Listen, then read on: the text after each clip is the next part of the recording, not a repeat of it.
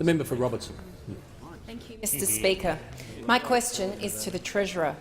Will the Treasurer advise the House how important it is for the tax system to support economic growth and jobs? And is the Treasurer aware of any alternative plans that would impact on Australians who are working, saving and investing for our future prosperity? The Treasurer.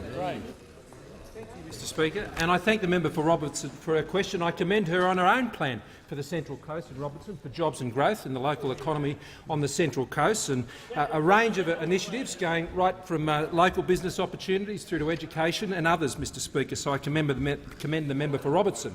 Mr Speaker, when the coalition is engaged in changes to our tax system, it's about supporting jobs and growth in the economy.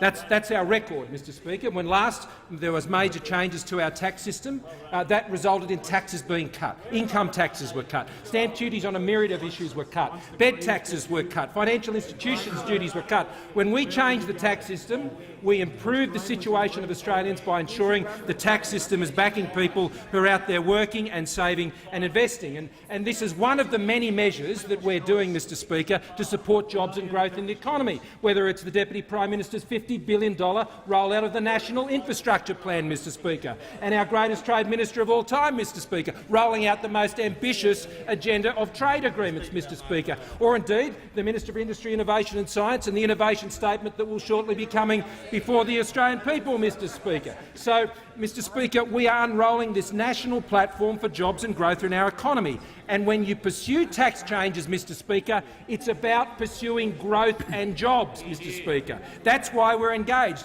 And our economy does face headwinds, Mr Speaker, but we are realistically optimistic, Mr Speaker, because in the last 12 months, and particularly in the year to June 30, we not only doubled the growth rate of the Canadian economy,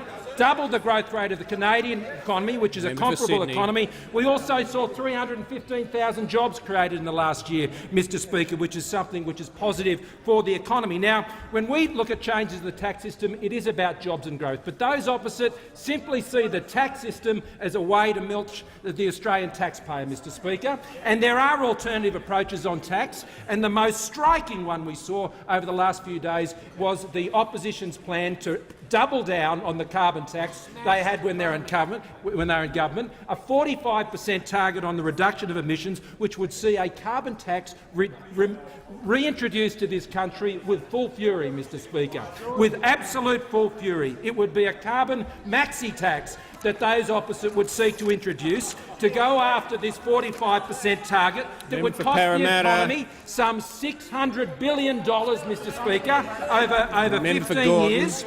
Over $600 billion. It would be an economy-crunching and a job-munching tax, Mr Speaker, that would come from those opposite if they ever got their hands on the carbon tax levers again. What is it about carbon taxes that they just can't leave alone, Mr Speaker? They're like that little child who just has to keep touching it and touching it. They cannot leave it alone. The Australian people sent a clear message on carbon taxes.